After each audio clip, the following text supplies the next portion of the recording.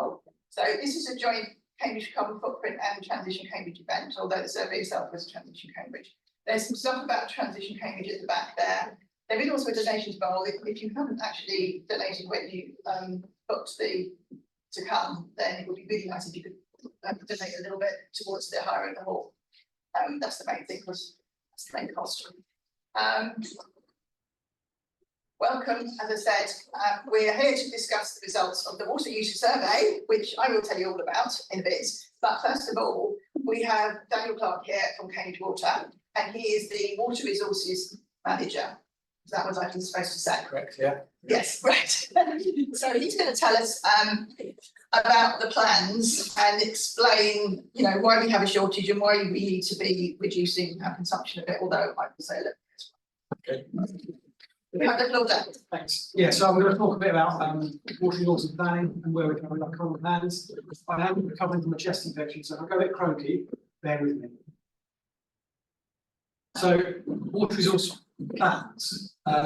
So what are they? So we have a 5-year planning cycle in which we look at the next 25 years to try and plan ahead for water resources.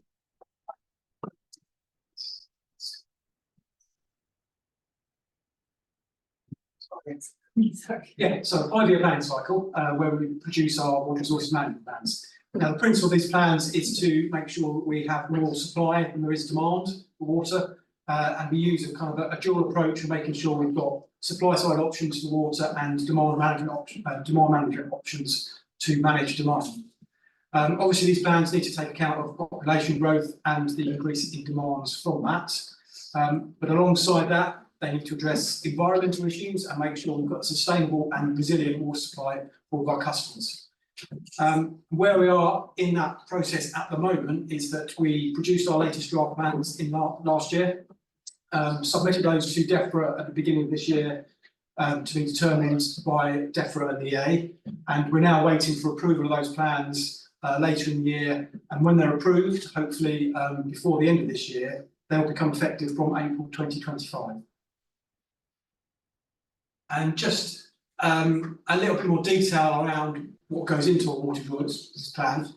They are basically quite complicated documents. They have to comply with the relevant legislation and guidelines, which is quite comprehensive. We also we look back as well as looking forward. So we consider our last plan and the next plan. Obviously, we forecast how much water we've got available and how much demand there will be for water, and that's for a minimum of 25 years. We actually look forward 50 years in our next plans. We also need to account for reductions in the available supplies that we have to protect the environment and allow for uncertainties in all our forecasts. So things like climate change and general uncertainties in long-term forecasts. And as part of that plan, if we identify there's going to be a deficit in available supplies, then we have to identify options to either reduce demand or to increase supplies, so we can actually have a plan that is environmentally sustainable and gives us a secure supply of water into the future. These plans, they also have to be best value, so they're not necessarily least cost, they're best value, so they include resilience, etc.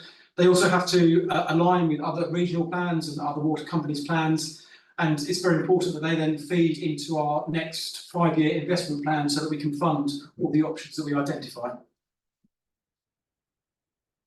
So, moving on from the process, the challenges that we have. So, in a high level, in summary, we've got some very key challenges in our region. Climate change, we are a very dry region here in the UK with less annual rainfall than Barcelona. So, we are very vulnerable to climate change and drought. We also have to now plan to much more extreme drought situations, a 1 in 500 drought. That's a significant step change from our previous plans, so that's a little bit harder for us to do. Environmental protection, so that's really important. We are really committed to reducing the amount of water we abstract where it can cause harm to the environment, so that we can protect and enhance the environment into the future. Those, they're called sustainability reductions, and they're made generally by the Environment Agency onto our abstraction licences. But where they take away licence, these supplies need to be replaced so that we can continue to supply our customers. The other one there, obviously growth. Our region is very, very fast growing, one of the fastest in the country. We've got in our plans projections for up to 55,000 new homes By 2045, that's 14,000 in the next 5 years, and that is out without factoring in the recent aspirations from government, which are still there, to increase that and increase the non-household growth as well, that's driven by the so-called Cambridge effect in our area. Just building on some of those challenges really, so I've mentioned increased demands, so population growth of 20% and 55,000 new homes, that is significant. Leakage, so leakage at the moment, we've got currently about 16% of water that we lose from our networks. Whilst that is below the national average, we can do better, and we're looking to do better on that. Water stress and scarcity, so our region has recently been classed as water stressed, basically because of the stresses on available water resources and the growth that we're going to see. The environment again, so abstracting water, as I mentioned, it can deteriorate the environment, and in particular where we currently take our supplies from the underground chalk aquifer, that can have an impact on chalk streams and flows in chalk streams at times of pressure. At the moment in the UK, only about 14% of rivers are classed as being in good status, so there's a long way to go. And in the southeast, we have a lot of these very precious and scarce chalk streams. Lastly on there, the scale of the challenge. So it's a big challenge. So if we did nothing, demand we expect would increase by 15 million litres by 2040. That is a considerable increase. At the same time, we need to reduce supplies by, in the short term, 26 million litres a day, and in the longer term, up to 60 million litres a day. That's to protect the environment, but also basically those supplies have to be replaced, and we need to allow for that growth. So moving on from the process and the challenges, what we do about it. So our plan, draft water resource plan, that's out there at the moment. So within there, we've got some demand options. So we're proposing a 50% reduction in leakage by 2050 with interim targets that are set out in the Environment Act for all water companies. That will be saving over 6 million litres a day by 2050, and that is a tripling of the rate of reduction, and it equates to a 15% reduction in the first 5-year period of our plan. So that's quite ambitious. Water efficiency. So we're looking to support reducing use in the home by 20%, going from what is actually now less than 136 litres, but it eventually gets to 110 litres on average per person per day by 2050. We'll do that by investing in water efficient devices, making sure that new dwellings are as efficient as they can be, and retrofitting those that are already out there. That is also supported by the government scheme that is expected to be introduced for water labelling. Metering, the next one on there. So metering, at the moment, we're in Cambridge Water about 75% meters on domestic properties, and all non-household are metered. But we want to, in our next 5-year plan, we want to make sure that everybody has a meter. So we're going for universal metering by 2030 and making sure more and more of those are smart meters. A smart meter allows us to help customers understand their usage by giving them more regular reads for their usage, and also allows us to introduce smart tariffs so we can have variable tariffs for different levels of usage. Non-household consumption is key again in our region. So we expect, if we were to do nothing, non-household consumption would increase by 10 million litres by 2037. It's around about 25 million litres already. We're aiming to reduce that by 9%. That is again quite a challenging target to reach. So we're going to be working with non-households as much as we possibly can to make that happen. And lastly on this slide, recycling. So we want to support and incentivise greywater reuse and rainwater harvesting in new developments, so that can actually help all these properties, new properties and existing properties, achieve better levels of efficiency. And it's recognised really that you need some sort of reuse to reach 80 litres per person per day. And if you want to go beyond that, you need significant reuse. And in addition to the demand options we've got in our plan, we've got a number of significant supply side options. So this is a real step change for Cambridge Water in the last probably 20 years, developing significant supply side options. So the first one there, we've got on the left a transfer from our neighbours Anglian Water from Grafham into the Cambridge area, which will supply about 26 million litres of water a day. We expect that to be in place, supplying water from 2032. Bit of a typo on that slide. Secondly, we've got a much bigger scheme called Fens Reservoir, which some of you may have heard of. That is a big scheme just outside of our area of supply that we're working on with Anglian Water on a 50-50 basis, which is a surface water reservoir, which will supply up to 44 million litres of water a day to Cambridge Water customers, and we expect that to be in supply from 2036, with construction starting around 2030. That's been fast-tracked through the rapid process, which is a regulatory process, to make sure that happens and we meet those targets. In addition, we have a number of smaller supply-side options in our plan. They equate to a few million megalitres a day, and they're sort of staggered over the life of the plan. And we also have a slightly larger surface water reservoir that we propose in our plan, which will give around 7 million litres of water a day. That's much later in the plan, into the 2040s, and needs a little bit of work to make it more certain at this stage. So, in summary, so demand management, all those demand management options that I set out there, they're really key to our plan and very important in making sure that we can maintain supplies in the short term. So they obviously need both our interventions as a company to be effective, and also those customer behavioural changes to come into effect. If that all happens in the first 5 years of our plan, we expect our forecast to keep demands flat with no increase over the next 5 to 7 years until the first supply side option we've got in our plan can come into effect.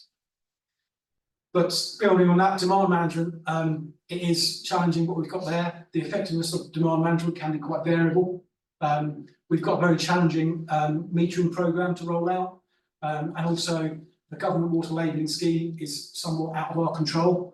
So that they both need to deliver the expected savings for those demand management options to be effective.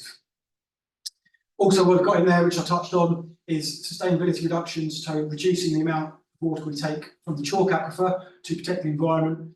26 million litres a day by 2032, that's really significant, and up to 60 million litres a day by 2040. Again, very, very significant. All that water has to be replaced to maintain supply to our existing customers whilst we protect the environment, and that's why we've got those supply side options planned in our plans. So that they're in there to allow for the environmental need and to support that growth. But they're big schemes, quite challenging to deliver, and they also take time. So that's what we've got in our plans. And that is really it in summary. So we've got some more challenges ahead, but we've got a plan out there, and it's just gone to Ofwat, and just this week had our draft determination back from Ofwat telling us how much we are going to be able to spend, and they're looking fairly favourable at the moment for us. There's a lot of work to go through to sort of work out the detail at the moment, but that's where we are in the process. And that's it. So any questions?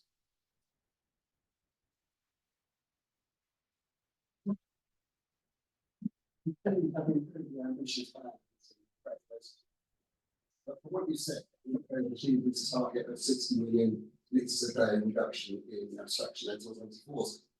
Even with all these measures, if they all deliver what you're expecting, which is quite optimistic, that means that until 2040, we still not go through returning to sustainable abstraction. So what happens to the short streams in the meantime? So that's why, in the first sort of 5 to 7 years of our plan, the demand management option we've got show that we don't need to increase abstraction. So that will keep the status quo as it is. At the end of that period, well, we are abstracting at a level that is unsustainable. It depends on the time of the year, what's going on in the environment, of course, and it's broadly accepted that is the case. We are working within our abstraction licences that are granted by the Environment Agency, so we are not breaking the law or anything like that. But there's a challenge, and it can't be changed overnight because we can't just turn off these taps. To replace that water, that needs those supply side options. The cycle of planning and the length of time to get those in place means that it's not going to be something that can happen overnight. So we are doing all we can to make sure that the situation isn't getting worse, and then in 2032 we'll make sure that some reductions there will turn us to a better place historically. So no reductions until 2022. not until 2032, other than we have made some existing reductions and there's some small reductions that we're already planning to do. And they're all built into the plan. What are the reductions that you're doing at the moment and plan to do? Because demand reduction, I mean, you can reduce your leakage and you can get us to use less water. So you mean demand reductions rather than Demand reduction, abstract? yeah. So again, we've got a water efficiency programme, we've got a metering programme. So when we install a meter, people use less water. When we put in retrofitting devices to save water in the home, that also saves water as well. So we've got a target that is already going towards saving water and making sure the PCC goes down, but we want to go beyond that, and that's what our next sort of 5-year plan is going to do. So what's the, oh, go on, Clara. Hi, thanks very much. It's really good talk. There are some dependencies with that abstraction, lowering abstraction at 2032 with the transfer from Bradford Water. I was wondering if you could go into that a little bit, because it's sort of dependent on, you know, places like water companies like Severn Water finding other suppliers of water for the existing agreements with Anglian Water to allow that to Yes, take place. I mean, yeah, so going into detail there a bit around that particular option, it's quite a complicated option.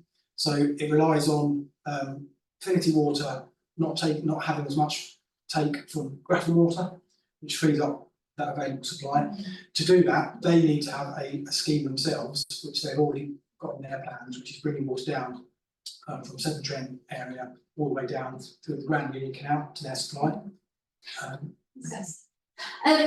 Because Affinity Water have just secured another transfer from Grafton Water, I thought, you know, from 2025. So just sort of wondering about that, and that was it was in the newspaper last month, I think, about a new treatment plant. So it sounds as if Affinity Water are actually taking more water from Grafton Water. Is that? I can't speak about Affinity Water, I don't know all the details of their plans, only our options and how they relate to it. Okay, because it was an additional 36 million, 36 megalitres, sorry, per day. Which, and I think you've been able to negotiate 26 megalitre per person. Per day, which is great. It's great that it's not coming from the chalk streams. We've got a question online. So Nicola, would you like to unmute yourself and ask your question? Nicole, sorry, Nicole. Nicole? Hi, so I hope you can hear me. To help reduce supply side demand, are you asking government, whether that's central or local, to require that all new housing must be low water usage? Yeah, I mean, absolutely. We've been lobbying as a company to the planners and to government for many, many years that the local authority should be able to impose 80 litres as a minimum. That used to be the case with the Code for Sustainable Homes, and we've always supported that. At the moment, obviously, it's not the case, it's changed, it's 110 litres at the moment. But as I understand it, the local Greater Cambridgeshire Partnership are trying to get a lower standard into the next framework for their plans. Okay. Another question. Another question. Sorry. One on the floor first. Yeah. That one. Yeah, go ahead. Hello. Right. Thank you for your talk. I was interested in the non-household water use, but didn't go into much detail about that, and I wondered who the biggest players are in Cambridge for water use that aren't householders, and what kind of relationship Cambridge Water has with them. Okay, so it depends on the class non-household in the new environment where we have competition, because a non-household could be an organisation like Green Pink, for example. They have a number of different locations, but broadly, I would say the largest users on the non-household side for us is Anna Brooks, so that's one of the biggest users. The university is a big user. That's a mixture of household and non-household use, obviously. There's also what used to be called Darrell Head Foods, has changed their name now, but they're quite a big user. But they're the main players really, and we actually work very closely with them. We were at Adbrooks a week or so ago, talking to them about their ambitions. So they're very keen to make savings on their estate as well. So we are going to be working with them as well in the future. And what about with the university? What kind of link? Yeah, we do work with the university as well. We've always had a bit of a close relationship with them because they're part of the water company when it was founded. We've done leakage control on their estates for them as well in the past. And yeah, we're always keen to work with any non-households. The difficulty with non-households is that because we are, they are not our direct customers in the retail separation market, so they'll have a separate retailer that they actually pay their bills to. But regardless, we as the incumbent water company, we still want to actually engage with them and make sure they can make savings. Look at that. Is that basically? Yeah, sorry. So all the figures you put up on both the supply side measures and the demand side measures are average water consumption supply per day. Yes. Rise up water consumption. 65. Problem is with water, that's basically the important thing with water is what happens in the cold dry periods, especially in the summer when people are using cold water. So it strikes me that presenting those kind of figures and presuming the modelling sits behind them on an average daily consumption is a bigger say. You should be focusing on the periods when we have very low rainfall, very high water consumption. Well, I think both are important because people want water to come out of their taps all year round, whether it's water or whatever.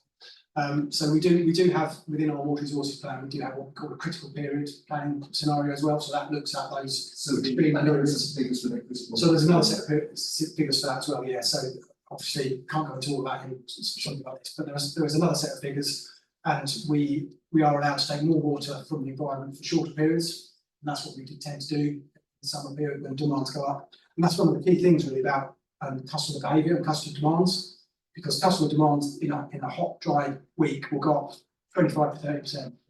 And we can't do anything about that. We try to do something about it. We put out communications, we put out campaigns, etc., to try and educate people to use less water in those periods, but it's very difficult and we have to just keep supplying it. So we have to have those measures in place that we can supply. I mean, it's sort of like energy. There is a parallel between intermittency on the energy side, where you've got low certainly you've got low wind speeds, you're not getting renewables. It's the same kind of thing on water. Water is a renewable resource. We need to move on. Another one online first, if you don't mind. So Hero, can you, sorry, Nick rather, Nick, you were first. Nick, could you have your question, please? Unmute yourself.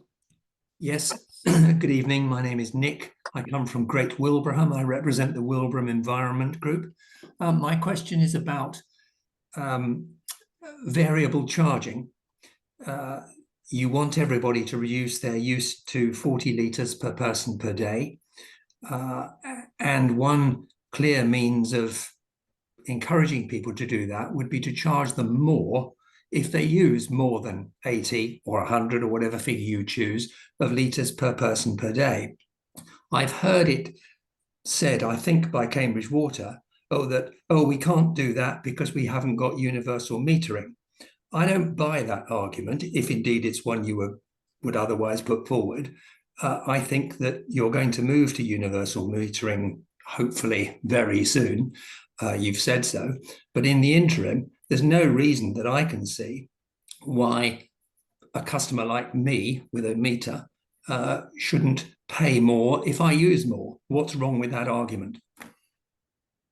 So, so you're right. We are introducing universal metering by 2030, and we can't introduce tariffs until we've got metering, universal metering. So we have to provide a fair charging structure to all of our customers.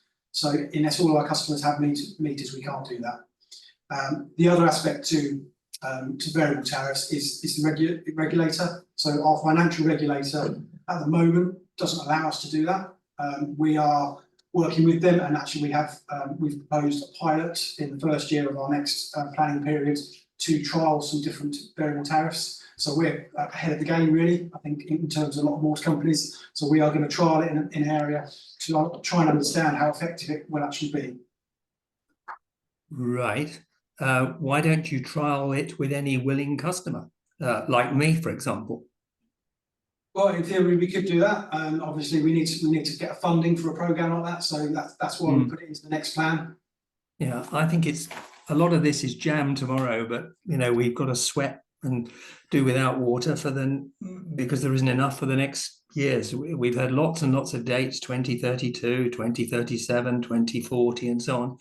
The crisis is here now. My local river, my local chalk stream struggles entirely because of your abstraction. And I'd like to hear much more than your existing plan, which sounds good, and it's certainly a lot better than what might otherwise be the case. But it all seems a bit too late for anything. We're in the crisis now, and I think you should be pressing the regulator for permission to introduce targeted metering and various other things to force people to use less. Let me just finish by saying, in a way, I don't want to suggest that it's the customer's fault that Cambridge is short of water. I don't think it is our fault. I think it's the fault of planning and strategic decisions over many, many years, not building reservoirs and so on. But having said all that, I firmly believe that your customers have to play their part and share the burden and be targeted more with marketing campaigns, call it what you like, to get us to use less water. I've said my piece. Thank you for listening. We have one more online. So Hero, can you go ahead with yours, please? Your question. Hero? You need to unmute. That We trying had to some- unmute. Can you hear me? Yes, we can hear you. Okay.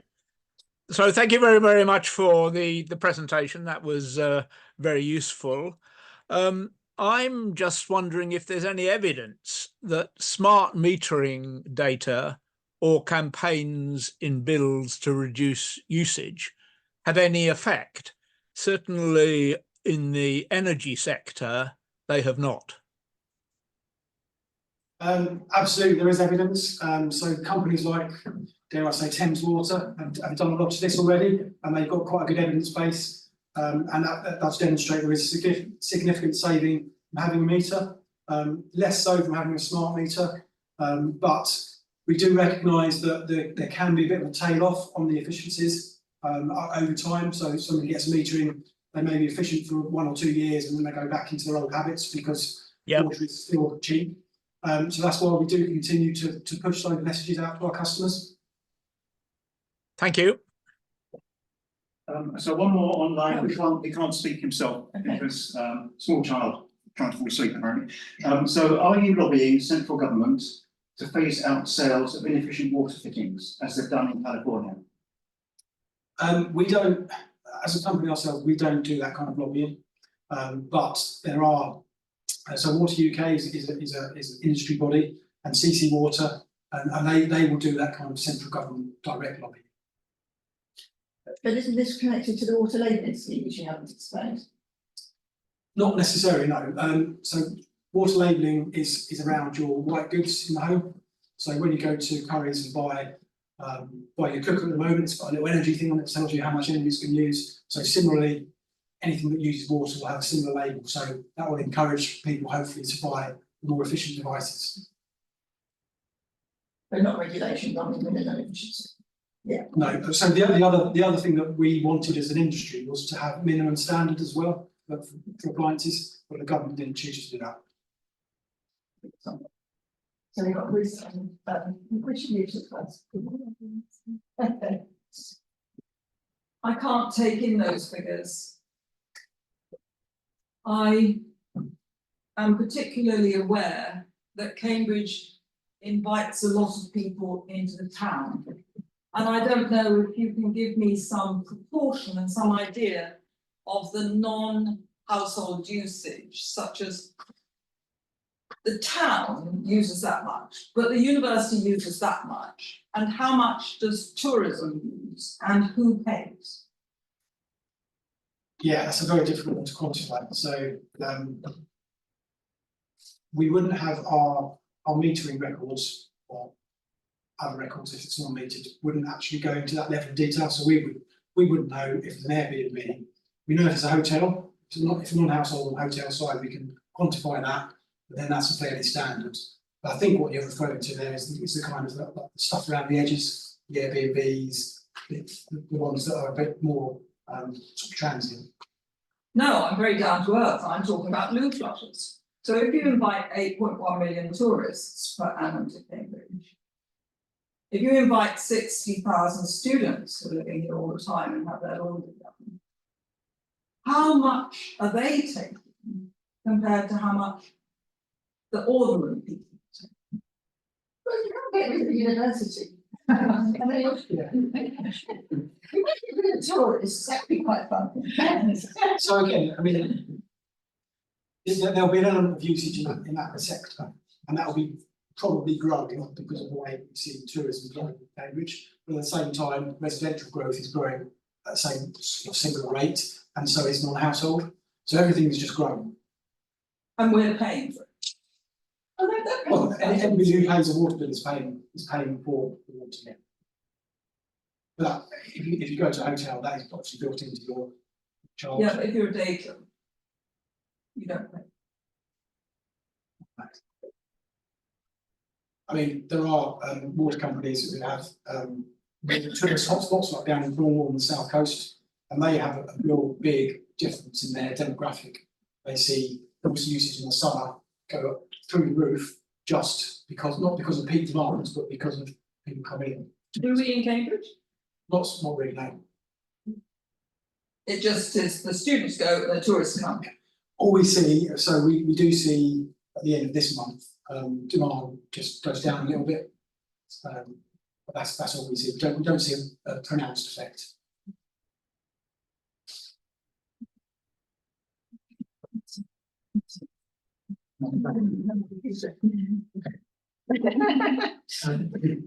As a commercial company, your mission statement has to be, yes, we can. However much water is required, you have to supply it. And you're trying to achieve that, or to plan for that, up to 50 years ahead, where there's huge uncertainty. I'm just wondering, in your models, is there, within the range of all these possibilities, is there an area where you could say, no, we can't. You cannot do that. So that's an interesting point around if we were a properly, truly commercial company, which we aren't really because we're regulated. If we were, and we were just creating a product we wanted to sell as much of, make it as available as possible, then we would probably go out and do that. But that's not how the water industry works because we are regulated. So we could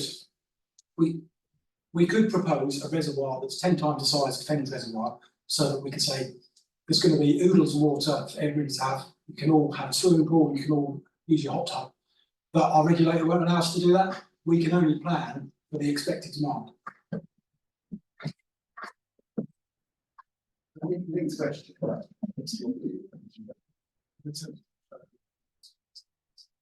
So no, you don't have water, you have 5,000 households. You can then supply 30,000 households. It's not really got much of an argument. So again, the regulations are that we need to plan for what is proposed to be built, and that's what we do. We're not supposed to have we are supposed to plan for sustainable water supplies and support economic growth, and that's kind of our role.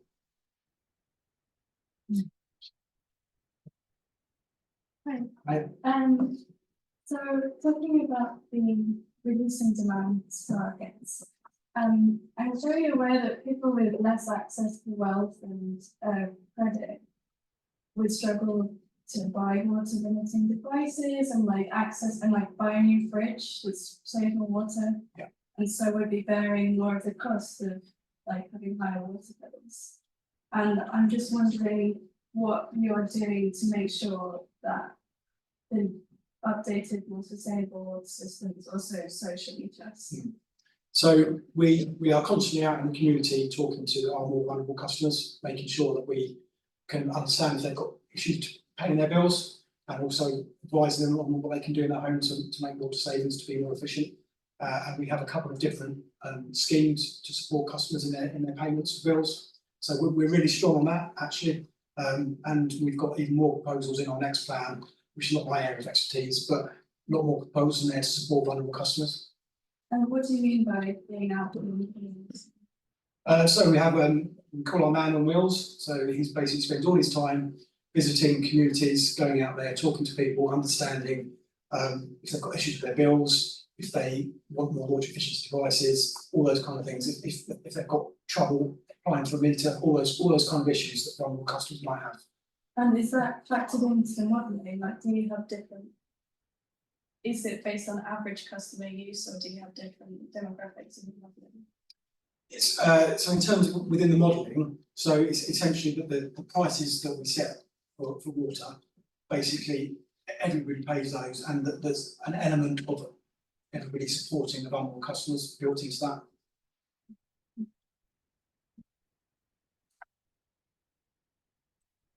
I think we should move on, actually. Oh, another one? Wait, another. So another one. Oh, sorry. Yes, I think we're. From what you've said, I gather that the plans are based around the current proposals in the emerging local plan, which gets us to 2040, of about 55,000 houses plus whatever employment goes with that. Obviously, the last government, obviously, as everybody knows, coming through with a bombshell of 250,000 homes and then 150,000 homes. The current government obviously have got big plans to build many houses. We don't yet know where they're going to be. Is there any flexibility in your current proposals, the current plans that you're looking at? Because it seems to me that the status quo may not last for long, and how might you respond to that? Yes, obviously that announcement from Mr. Gove came at right at wrong time in our planning cycle, because we just produced our plans then with Secretary of State to reviewed, so it came at right at wrong time. So we couldn't include it in our plans, and we wouldn't anyway, because until it's in the local plans, we shouldn't be planning for it. Obviously, they are significant, and we've done a lot of analysis on the side, if you like, to understand what it would mean to have those extra 150,000 properties in our patch over the period. And actually, what we find is that probably in the first 5 to 10 years of our plans, it's not going to change very much, because that level of housing can't ramp up that quickly. And within our plans, we do have some headroom, we have some flexibility around the numbers. It's not exactly that number of properties, there is headroom. And yeah, we did find that, in the first 5 years, you're not going to be able to triple the rate of housing build in Cambridge. And then in the next 5 years, we'll do another plan. If those numbers are in local plans, then we'll have to put those in our plans. That will generate probably more supply side options to deal with that. And we have to do that when we come to it. Okay, thank you. Shall I ask Stephen to say this? There's a response from Stephen Kelly in the chat. Stephen, do you want to say?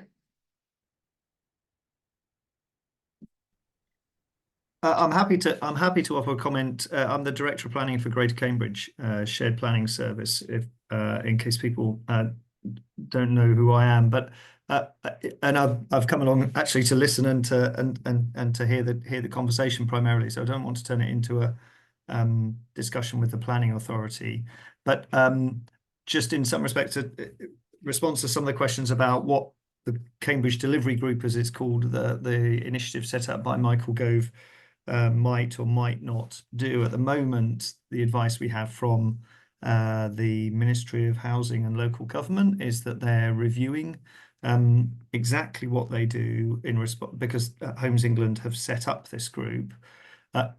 And one element of that previous work, which I don't know whether we've touched upon, was the establishment of a water scarcity group with Cambridge Water, with Anglian Water, with Water Resources East, the Environment Agency, DEFRA and others. And that group's been meeting over the last since July 2023, looking at both the points that has just been raised about longer term growth ambitions, as well as the shorter term immediate issues that people like Nick and others have highlighted around the condition of the chalk streams.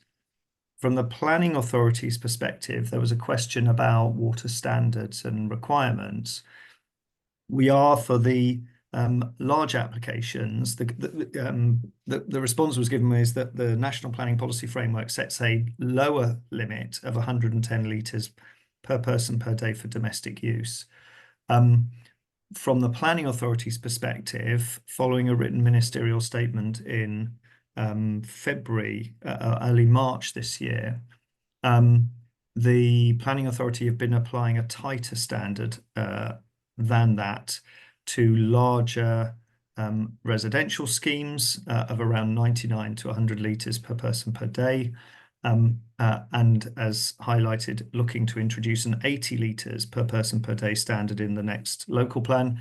And on non-residential developments, applying higher standard measures to water consumption for non-domestic use through the way that that's calculated. So there's a different approach for non-domestic properties. But we are continuing, and both councils are continuing to engage. In fact, I've been speaking to the Environment Agency this week in our commitment to try and find ways of reducing the demand consumption side, as well as waiting for the announcements on the water scarcity group and its next activity.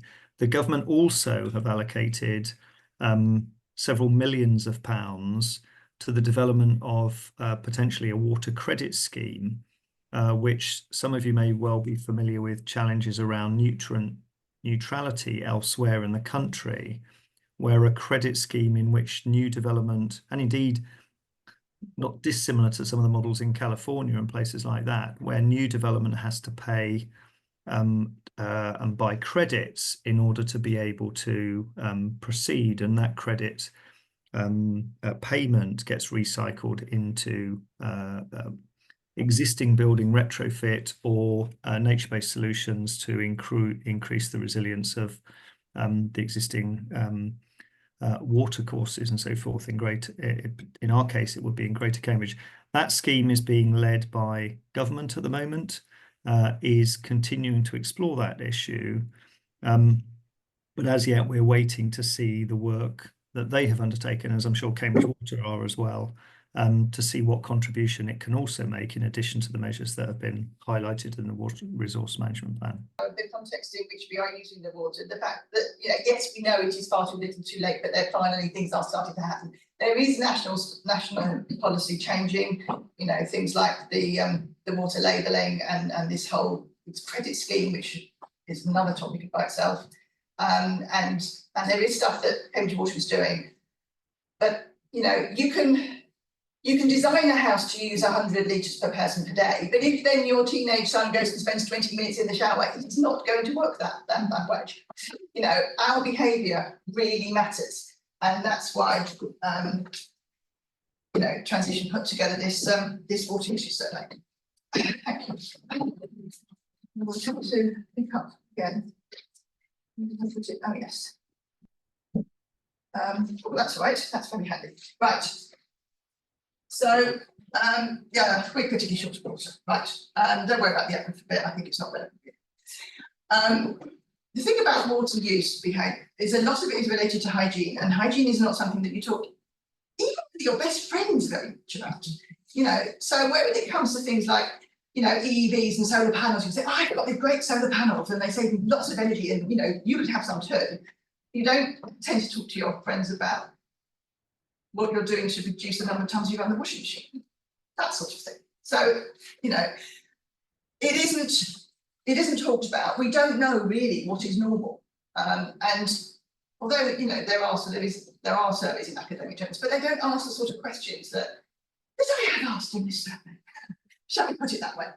Have to consider, of course, always that, You know, there's no such thing as the average person. Some people need more for some things, some people need more for other things. You know, you can't set hard and fast rules. But I do think that hopefully the result of the survey will be that you will recognise where you are normal and could be a little bit more efficient and still be normal. Thank you. So that's the purpose there. How much do we use? Just a few numbers. So the average, this is per person per day across everybody, is 146. And Cambridge is slightly below that. But Emily and Water, who are even more distressed than we are, is slightly below again. And the best is Yorkshire, which is still way above the national target for 2038. And that target is set in a report, well, I read this report called Land and Water, which was written with the Environment Agency some years ago now. And and we're talking about 110 for the new houses, and maybe even 80 or 90. How on earth are we going to get there if we have 20-minute showers? But and also, people just don't know. They don't think about how they use water. I was boggled at this. This was 2020, only 4 years ago. A research by something to do with the water industry found that 46% of people believe their household uses less than 20 litres a day. This is so utterly wrong, but it just shows how we just don't think about the water that we use. It's almost invisible. It goes down the loo. Off with a black hole. Right, international comparisons. We are actually pretty middle of the road for Europe. But France uses more.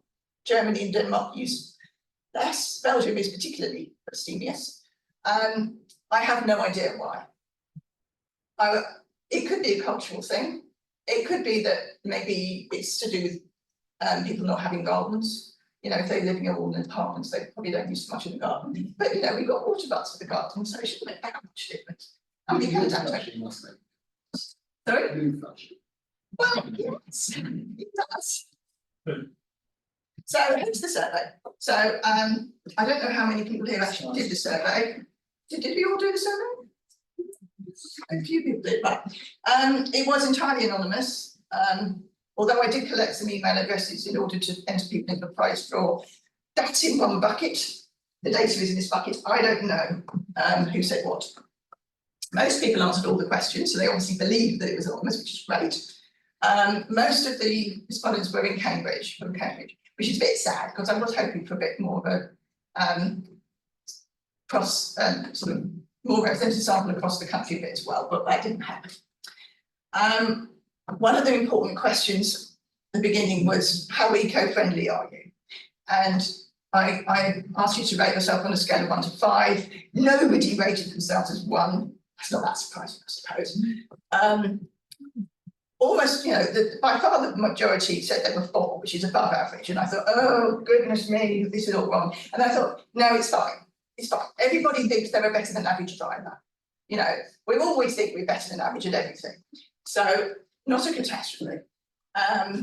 So we grouped for the analysis, I grouped them into 3 groups. So 2 and 3 together is a sort of less eco, and then 4 was the quite eco, and 5 is the very eco.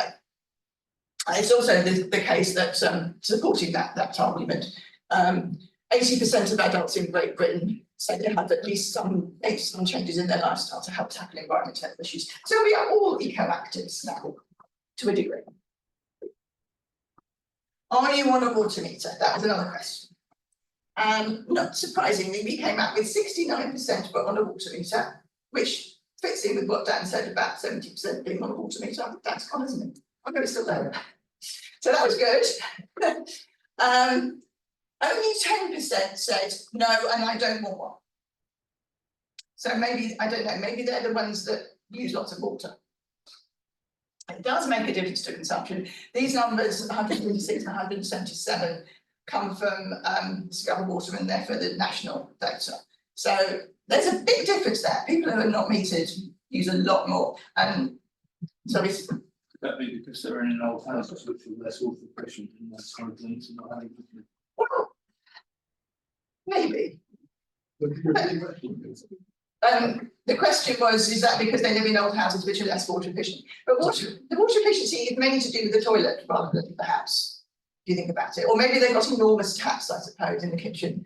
Yeah, I mean, it's possible, but anyway, people who know that they use a lot of water probably don't want to go on a meter. But also, from what Dan was saying as well, we do know that people who do go on a meter do tend to use less water, at least for a while.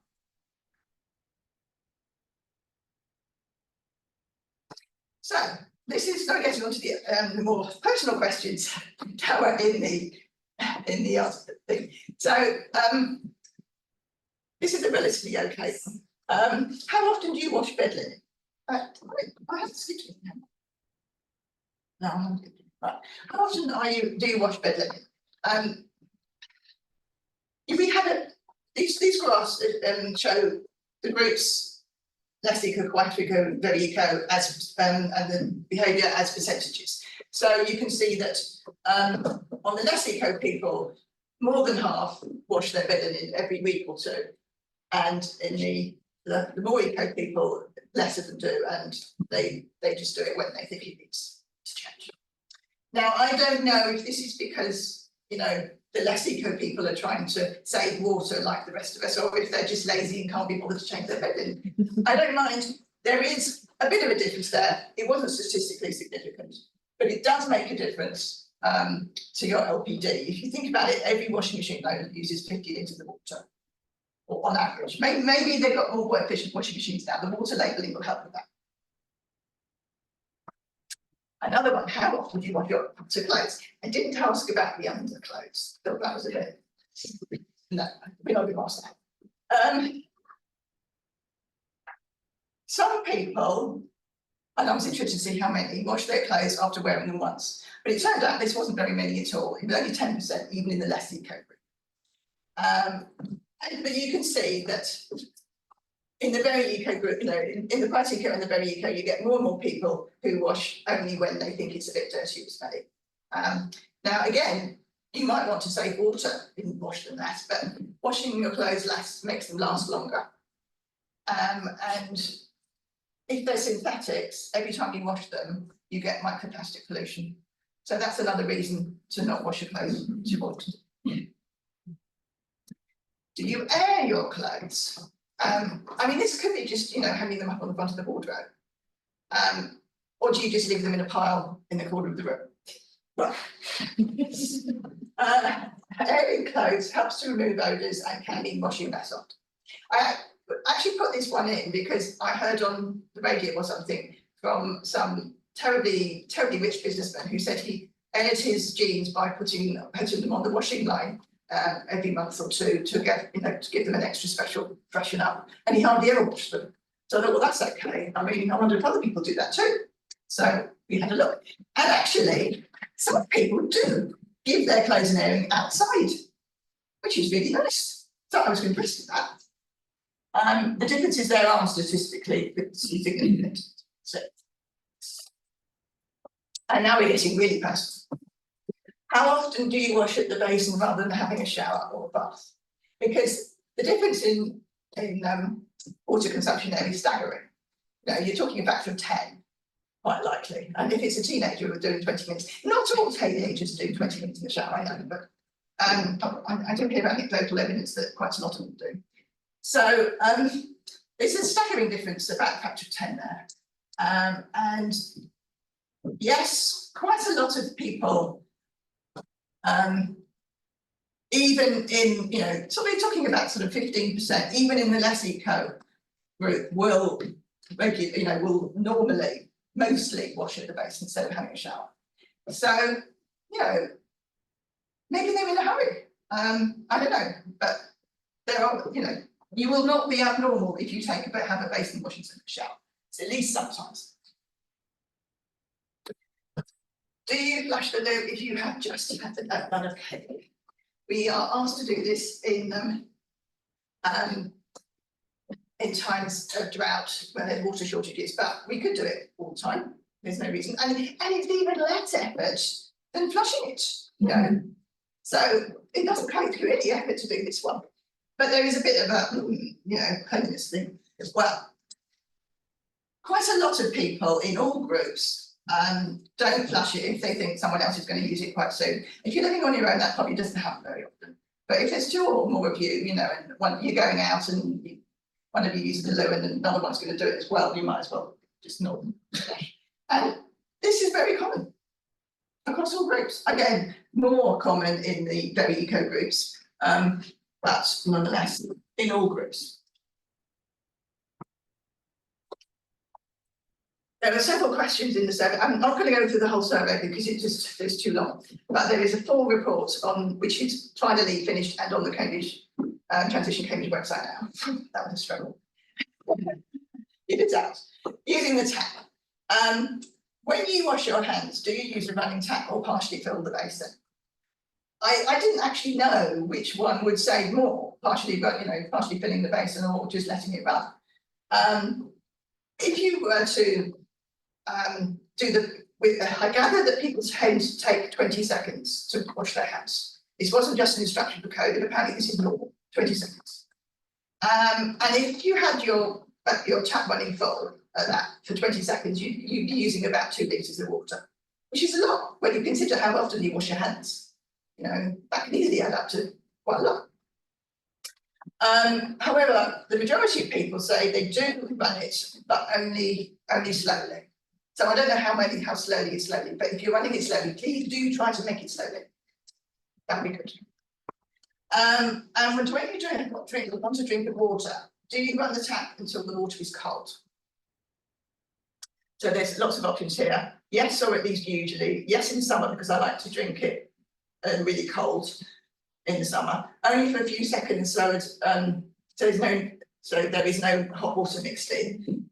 No, there is no mixing hot and cold in the tap, so there's no need to run it for a few seconds. I keep water in the fridge for drinking, so this is always cold, and I drink bottled water or boiled water. So those are the 6 things you probably can't miss. The majority is only for a few seconds, so there is no hot water mixed in. But actually, that is the big point, is because our taps do not mix the water in the tap. They mix the water. Well, they don't mix the water at all. They have 2 little outlets in the tap. So there is no mixing. You know, if you turn it to cold, it's going to produce only from the cold. It does come through warm a bit, but that's because it's been sitting in the tap and in the pipes next to the hot water, and it's been warmed up. So that's one. Having said that, probably only a few seconds, it doesn't make much difference, but you know, just another little thing you could do. And there's a few more questions of various natures to do with water saving. And then we had a few questions about recycling water, you know, grey water type thing. Didn't ask about water butts in the garden because it's so common. I don't think anybody would not do that particularly. Although he did ask about the use of hoses and things, so you might like to look at that. So when or how do you capture water for reuse? The first thing is that most people do it only in the summer when the water butts are empty, because they run out of water. But a substantial number of people, certainly in the eco groups, capture water all the time. And you can see there it's about 15–20% for the eco people, and a few of the less eco people do. How they're capturing the water. Some of the water that is captured is actually clean. I mean, like if you're waiting for the hot tap to get hot, you know, that can take quite a little while, and you can capture that water and use it for all sorts of big things. Probably not in the kettle because it's coming from the hot tap, but you can use it for, well, you'll come on to the uses that we're going to use it for in a bit. And quite a lot of people said that they save the water while they're waiting for the hot and cold, for it to get hot or for it to get cold. The collection water that has been used for preparing vegetables, which is different, you know, it might be organic, it might be what you've been cooking the vegetables in, and you've got some water there from boiling things. From washing up or from rinsing, for bath or shower. Bearing in mind that for most purposes in the garden, a bit of soap doesn't matter. Other people mentioned other things because this is check-all and stuff, and they can add another box. Several people said they recycle water from the dehumidifier, which if you think about it, it must be pretty clean unless you've got a very mucky dehumidifier, which you probably need to fix. And what do you use reused water for? Most people reuse it in the garden, very straightforward, not surprising. But a lot of people, quite a few people did it in the toilet. So we're talking a bit less than a fifth of people in the less eco group and the quite eco group, but the very eco group, they were very keen to reuse water for the toilet. Quite a lot of people used it for soaking dishes. You know, so if you've got a mucky pan, you might as well use some dirty water, recycled water for soaking that until it gets a proper wash. And other people talked about, other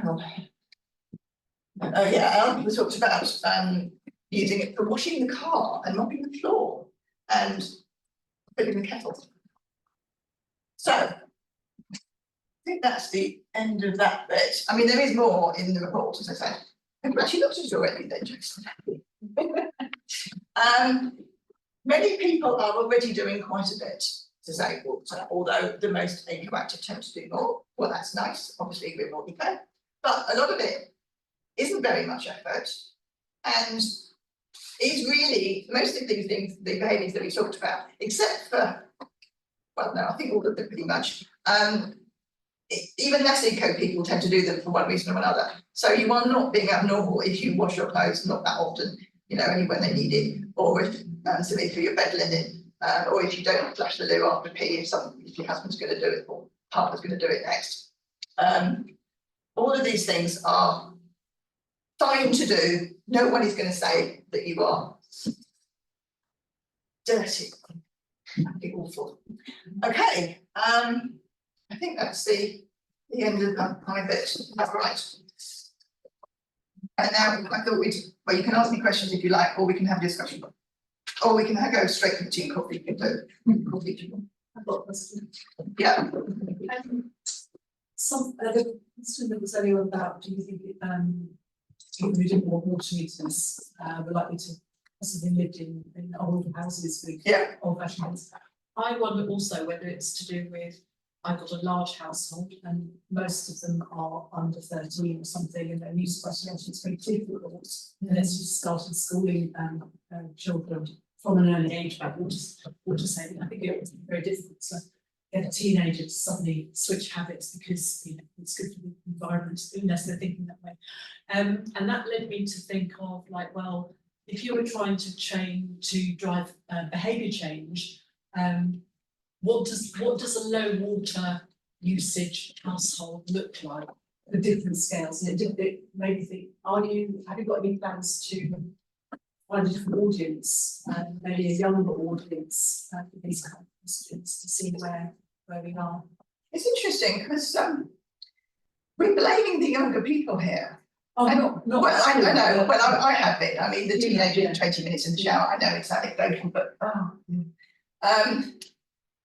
maybe we should chuckle at younger people. Young people. I work with some of them, and it's the kind of turning the tap on and literally running the hot tank dry until they've done all the washing up. It's like, you can't do that. It is staggering how unconscious people are about running the water. So I think it's more hygienic because then you've got rid of all the soap. You know, there's lots of, so there's when you dig down into why people do it, they're not doing it. I don't always think that they're doing it from an unconscious bias. I think what they're doing is thinking that they're playing to different values. So I don't want to have, you know, toxic soap chemicals on my utensils. In which case, why are you buying toxic soap again? But yeah, no, I know what I mean. I do get you, but I think a lot of the time it's because they think everybody does that, and if they don't do that, then they're unhygienic. Whereas actually, you know, there are even, you know, health reasons for not showering every day. It's bad for the skin to wash, and some people are more vulnerable than others, obviously, because I have delicate skin. So, and same with like cold water drinking, your body absorbs more water when you drink blood temperature water. Yeah. So, there's lots of reasons of, you know, lots of ways we could actually challenge people that do marketing campaigns. water companies maybe, lots of ways we can challenge. And I like, who knew that a mixer tap called a mixer tap doesn't actually mix the water? Have I used that? Absolutely, absolutely.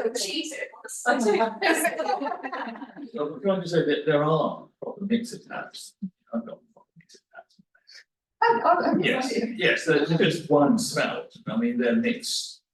It mixes, the two come together, they mix, they come out of one spout. If you've got those cold and hot tap together.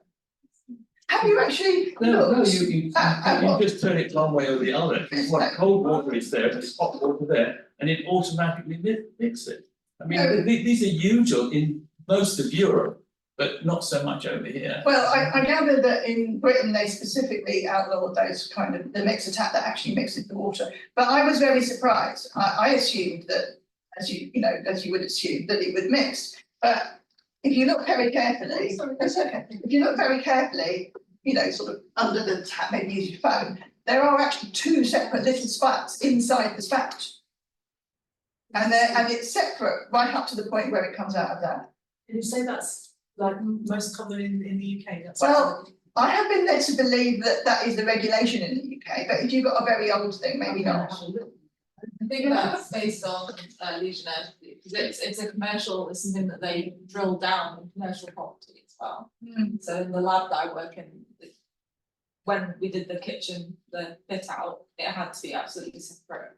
Yeah. So I think it might be that. So. Okay. I think visiting both countries, I'm completely incredulous that the Belgians use about a third as much water as the French. And, I think we need to know why.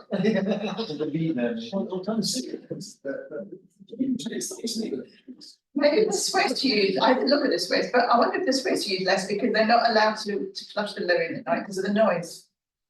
There's some strong reason why people use so much less water. I have no idea, but international comparison would be interesting, but this is a subject which is quite difficult to survey. If you put something 85 litres a day. Yeah. Why don't you get everybody in the UK to use only 85 litres? Yeah,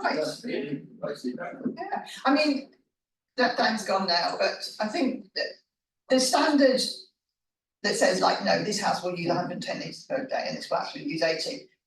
It's based on this water calculator method, which is quite complicated. It assumes that you're going to sort of, run the taps for a total of 5 minutes or whatever it is, I can't remember what those are.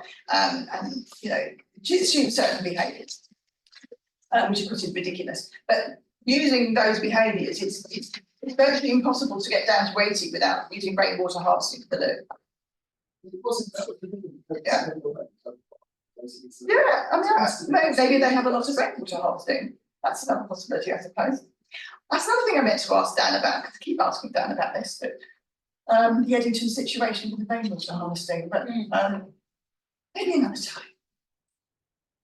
So what do you think we should be doing about, how can we, as a, as CCF or Transition Cambridge, how can we encourage people to use less water using information from this?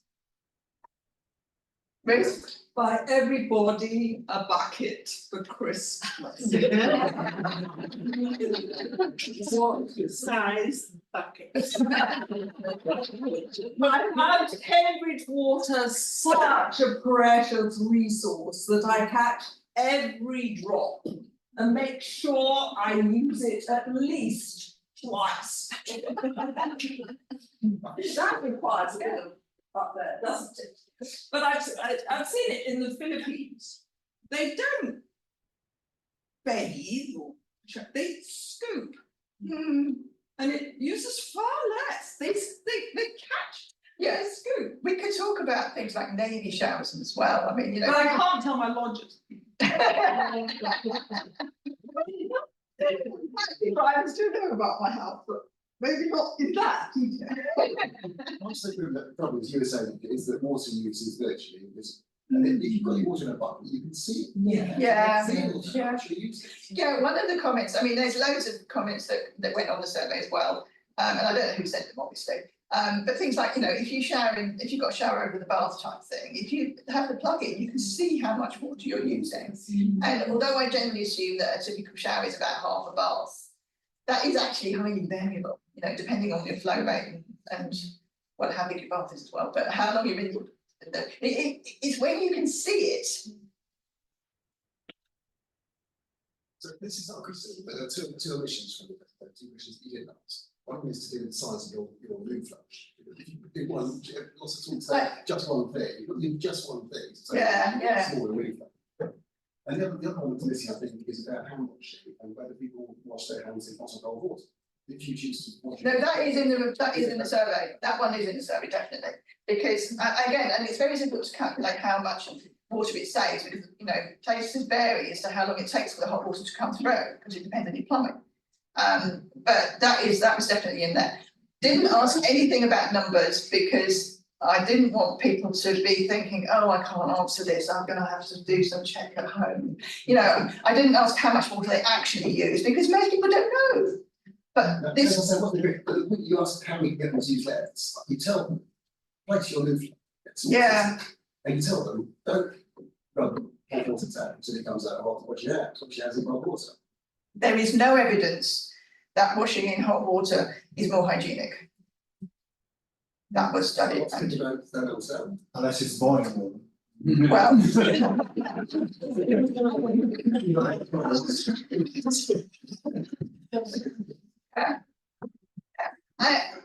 I would be interested to hear what your suggestions would be to how to take this on and do more. Yeah. Well, I learned today that we have chalk streams here and that they actually suffer. Yeah. And I didn't know that, so people would have a direct benefit as to why they should reduce their water usage. So I think that would be a great communication device to actually let people know that this is happening around. I don't think most people know what a chalk. I mean, outside of Cambridge, I'm not sure many people know what a chalk stream is. But there has been a lot of campaigning in this area about the chalk stream. Certainly, we can continue with that, definitely. So the lady, the gentleman with the pink shirt. Yes. So the people who filled in this survey, I guess, are the type of people that would be in this room. Well, this is why we funded a little shopping voucher sort of draw to encourage people. We did try to get a broader cross section, but yeah, but I think the people who filled the survey would be the most eco-friendly people in society. So people who think about it are a small section of the society.